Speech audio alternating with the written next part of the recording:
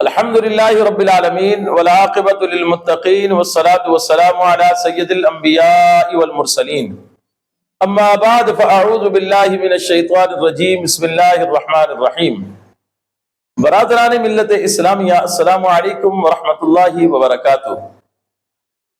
آپ دیکھ رہے ہیں ہمارا چینل صدائے حق اور میں ہوں محمد خالد محمود نعیمی حمدانی۔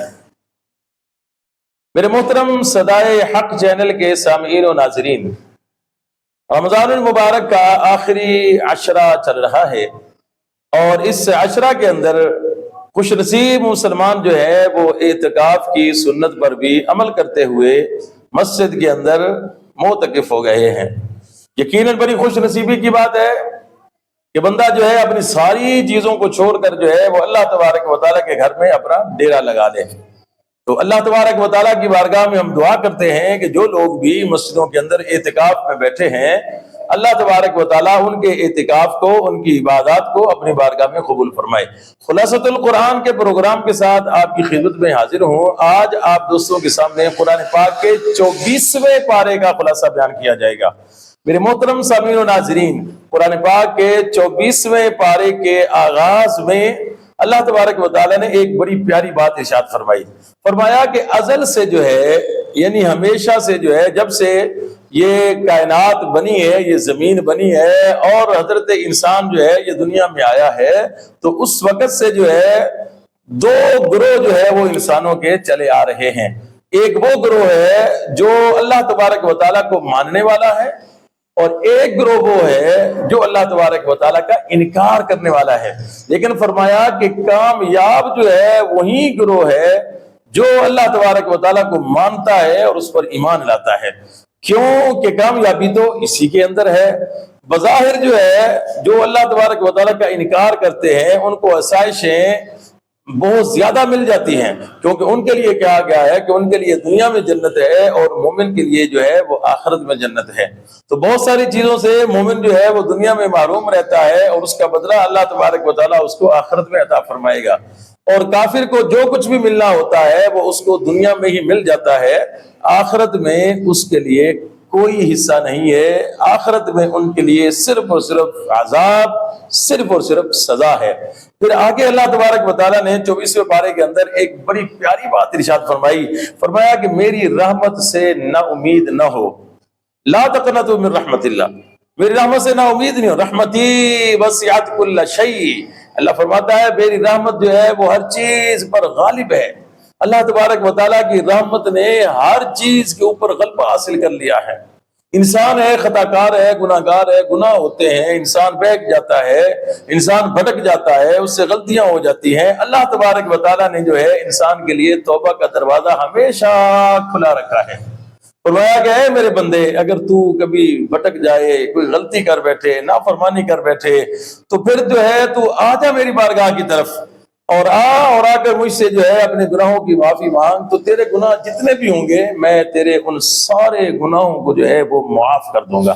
سبحان اللہ، کیا ہی بات ہے، کتنا رحیم وہ رب ہے، کتنا کریم وہ رب ہے، وہ کتنے اپنے بندوں کے ساتھ محبت کرنے والا مہربان رب ہے، جو فرماتا ہے کہ میرے بندے تو جتنے گناہ لے کر بھی میری بارگاہ میں آئے گا اور تو جب آ کر مجھے پکارے گا کہ اے میرے رب، میں تیرا گناہ گار بندہ، میں غلطی کر بیٹھا، تو میرے گناہوں کو معاف فرما، تو اللہ فرماتا ہے کہ میں بندے تیرے گناہوں کو نہ دیکھوں گا، میں تو اپنی رحمت کو دیکھوں گا اور میں تیرے گناہوں کو معاف کرنے والا ہوں۔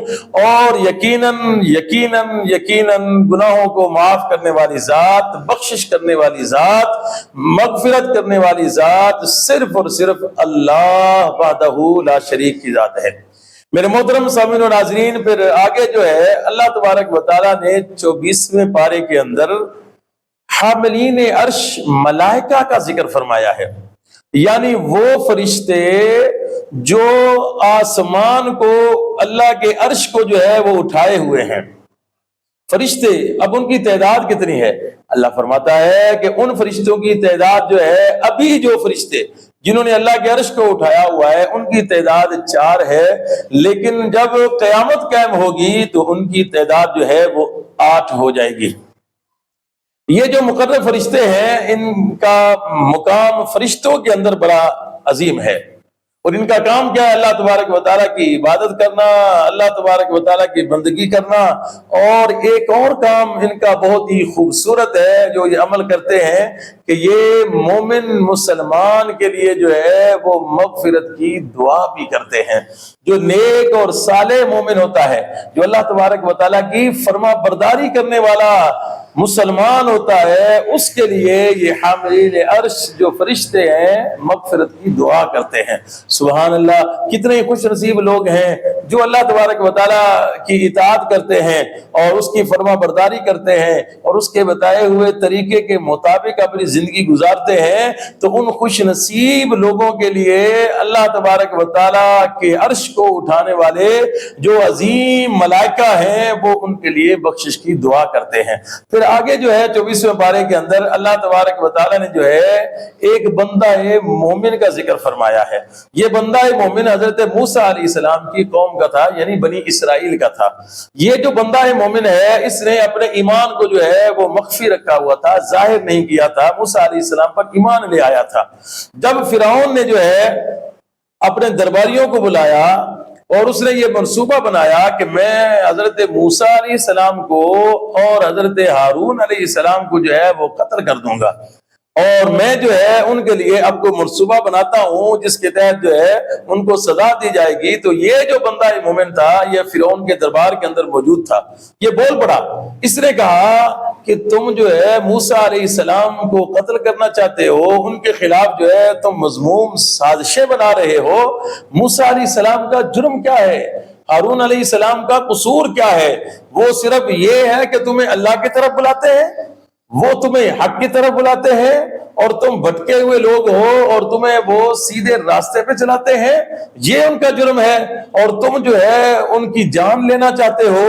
حضرت اس بندہ مومن نے جو ہے ایسی دل پذیر اور ایسی دل پہ اثر کرنے والی تقریر کی فرعون کے دربار کے اندر کہ فرعون کو لگا کہ لوگ جو ہے اس کی تقریر کے سحر میں آ جائیں گے اور اس کے تقریر کے اثر میں آ جائیں گے، اور لوگ کہیں جو ہے یہ جو کہہ رہا ہے اس کو سن کر موسیٰ علیہ السلام پر ایمان نہ لے آئیں اور میرا سارا منصوبہ ناکام نہ ہو جائے۔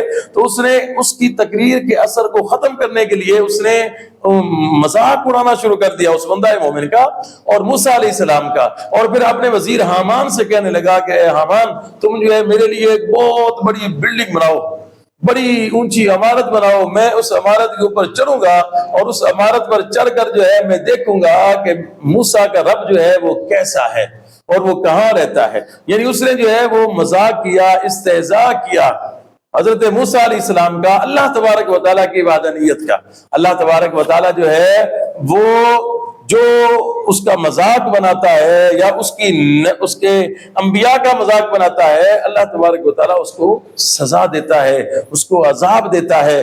تو خالق کائنات نے پھر فرعون کو کیسے سزا دی کہ اس کو سمندر میں غرق فرما دیا۔ میرے محترم سامعین و ناظرین، یہ وہ چیزیں تھیں، یہ وہ خلاصہ تھا یا وہ یہ چیزیں ہیں جو اللہ تبارک و تعالیٰ نے قرآن پاک کے 24ویں پارے کے اندر بیان فرمائی ہیں۔ پھر آگے جو سورہ یہ 24ویں پارے کا جو حصہ ہے اس کے اندر اللہ تبارک و تعالیٰ نے مزید انبیاء کرام کا ذکر فرمایا ہے، اور پھر قیامت اور آخرت کا ذکر فرمایا ہے، اور جو انعامات ملیں گے مومنین کو آخرت میں، ان تمام چیزوں کا بھی اللہ تبارک و تعالیٰ نے فردن فردن جو ہے تھوڑا تھوڑا جو ہے وہ ذکر فرمایا ہے۔ یہ تھا 24ویں پارے کا خلاصہ جو آپ دوستوں کے سامنے بیان کیا گیا۔ امید کرتا ہوں کہ آپ کو ہمارا آج کا پروگرام پسند آیا ہوگا۔ پروگرام اچھا لگے صدقہ جاریہ کی نیت سے اپنے ساتھیوں کے ساتھ شیئر ضرور کیجیے گا۔ فی امان اللہ، السلام علیکم ورحمۃ اللہ وبرکاتہ۔